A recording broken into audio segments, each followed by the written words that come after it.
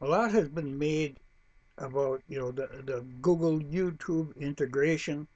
The thing that people notice that freaks them out is the comment thing. How awkward it is to comment. Well, I think you're kind of concentrating on the small picture, but there's more going on. The comment thing is kind of a smokescreen. That you're paying all that attention to that, but it's like in a Wizard of Oz where Toto pulls back the curtain, and he says, "Pay no attention to the man behind the screen." It's just the tip of the iceberg. There's a lot more going on there. Google has big plans for you. And I've had people say to me, "Oh, go ahead and do the Google Plus thing. That it seems to work. It's awkward and clumsy, but it seems to work." And they said, "Well, how can you complain? I mean, it's a free service." But honestly, YouTube has never been free, and it never will be free. You pay for it, like with your soul, really, with your creativity, just one click at a time. You pay for it. You're giving them your content, your creativity, and they're selling it for everything they can get out of it. Now, part of the reason that Google did this, everybody says, well, they're trying to be like Facebook. Well, they're trying to be like Facebook in a particular way. Facebook, when they went with the whole mobile system, they had a 60% increase in their profits.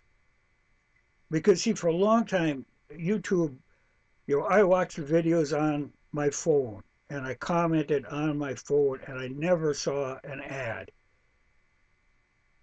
But then, Google was looking at Facebook thinking, okay, we can make some money off of these mobile people. And that's what they did. They were jealous of what Facebook was doing in the mobile area. So they kind of slowly got into that. At first I'd start getting a few ads on certain channels. And now since they did an upgrade, it's just a constant barrage of ads, and many of them aren't the where you can click after 5 seconds. These things run for like a full 30 seconds. It's just, like I say, a barrage of ads. But that's where their money comes from. I mean, that's, last year Google made like 50 billion in profits off of your information, off of your content, what you've been creating. But in order to do this, at the same time, they ended up, well, they promised to pay like 40 million in fines for invasion of privacy cases. And these are just the ones that are settled. I mean, there's still a lot more pending.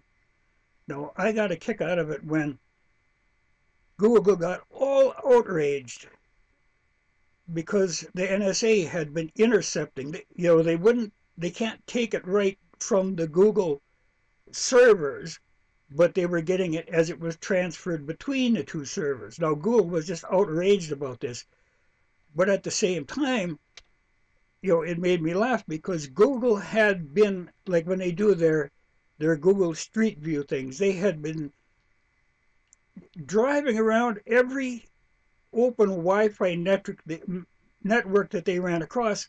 They would get as much information off of it as they could. And their theory was, well, it wasn't protected. It was public. So it's ours. They are really hungry for any data they can get. Now, I noticed the one day when I was out working with the grader, I had my phone in my pocket, and I kept getting notices that Wi-Fi networks were available, because a lot of people out in the country, they figure, oh, well, we're a mile from anybody, so they don't have it encrypted.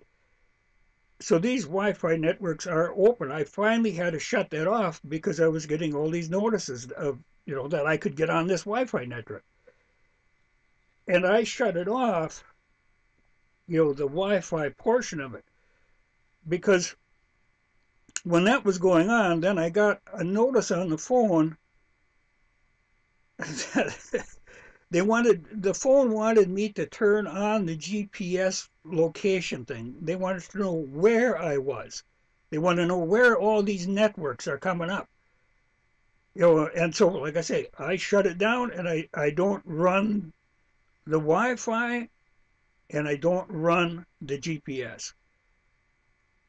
It's a small thing, but like I say, they're looking for any bit of information that they can. Any data that's out there is theirs, so they can sell it. But now this is no big deal. I mean, if you really look into it, everybody is selling your information. I notice every time, like if I buy a new gun, within like a week, I will get a letter from the NRA. So the NRA is getting that information from the federal firearms thing. It has to be. The same with even car registrations. Or like, say, when I bought, if you buy a hunting license, every time I buy another hunting license, I suddenly get mail from like Pheasants Forever and all these, and Ducks Unlimited. All these outfits wanting me to join into their thing, So everybody does this. Even, like this, like the state does it. Everybody sells your information. I have a way of going around. I mean, I have like a lot of times, certain things I will do. I have multiple email accounts, but I also have kind of multiple addresses, and I have little tricks of like slight misspellings and using my middle name or not my middle name, middle initial, not my middle initial. So I know when these things come, I know where they got that information from. But this is just an endless deal.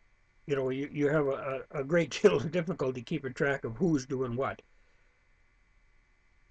Now, I started getting a little aware of a problem coming with YouTube when they started setting up studios and hiring creators to make stuff for them, not relying on individuals, but actually having like tame creators.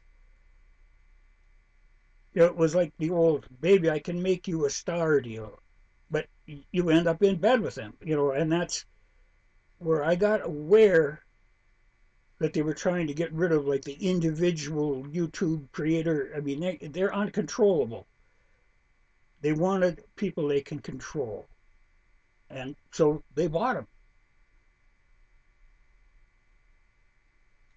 Now, one of the things with the new comment section, in your Google experience, this was going to be so much better because they could control the comments. They could,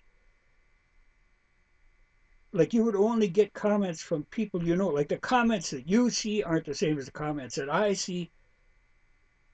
Even the videos that I see that are recommended to me aren't the same as what you're recommended. Everything is handled on a personal deal. I'm always glad to see that, like the ones that they recommend for me are absolutely crazy. Like I get stuff from wanting me to show me how to knit a cap done in some foreign language which I can't possibly understand. To me, this is greatly encouraging because it means they haven't got a handle on me yet, and I like that. I don't want them to have a handle on me. I do notice, like if I put up a video, I won't see a comment on the video for at least 2 hours. They're evidently sorting these comments, and it evidently takes them a while. And then the comments will come in like a blast. But, evidently they have like elves or something sorting these comments, and they evidently need more elves. Or maybe it's like when they had that, when somebody shut down the page and it said that they had, the main web page when that was hacked and shut down. It made a reference to a troop of trained monkeys that are working hard on it. Well, they need more monkeys. Now, when Google Plus, when this integration first started, they were doing a tricky thing. You know, when you signed up for Google Plus, there's always this opt-in out, thing that people have to be really aware of, because one of the first things that they were doing was you were automatically opted in to their advertising thing, so that anything that you said, anything that was on Google Plus, which even came from YouTube, was theirs to use as they wished. So you could find yourself in an ad for some product that you have no control over. This is completely out of your hands once they get a hold of it. Now, in theory, it's possible to opt out of this, and they were supposed to change it so that you were automatically opted out and you had to opt in. Well, nobody in their right mind would opt in, and I'm sure that every time they do an update, it'll revert back to the opted in. A lot of companies do that. It's a tricky way of doing it, but so you have to watch constantly, police your settings, because they will change. And like they maybe give you a notification that something has changed, but 20 pages of legal text that you won't even understand. So you have to watch your advertising settings, or you could end up in an ad with nothing coming to you out of this, and without your permission. Like I say, they're hungry for anything. They'll use any bit of information that they can grab. One of the latest things they're doing now is Google has come out with their own, like I say, Google wants to control everything and every bit of information that's out there. Their latest thing now is they came out with a Google debit card. Now, you prepay this debit card and they'll charge you no fees. You get this card for nothing. You put money in it, link it to your bank account, which, oh God, linking Google to your bank account sounds, and what they're after is they want to be able to track your spending so that they can use that. That's their product. Their product is your information, and they want that information. Science fiction stories are always talking, and people still talk about, well, they want to put microchip implants like they do with dogs now, but they always say, well, people will be, microchip implants. They really don't have to. Everybody's lugging around cell phones that is giving out any information that they need. It's all there. In the future, you're going to be running into, like, say, if you walk past the store window, in the store, the mannequin will speak to you. It's coming. It's almost unavoidable, and it scares me a little. Like one of the latest thing that Google has done is they have patented software for dealing with social media.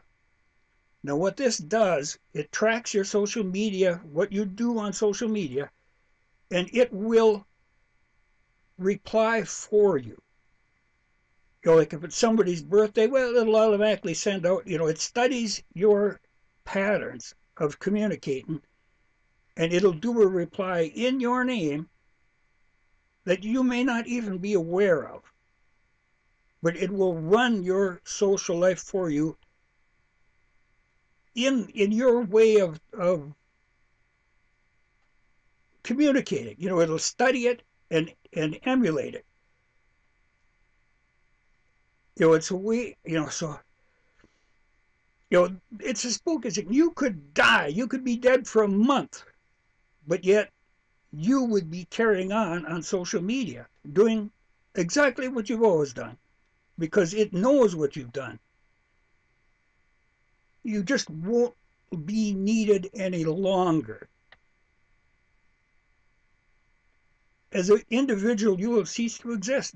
They have copied your identity. You just will not be needed anymore.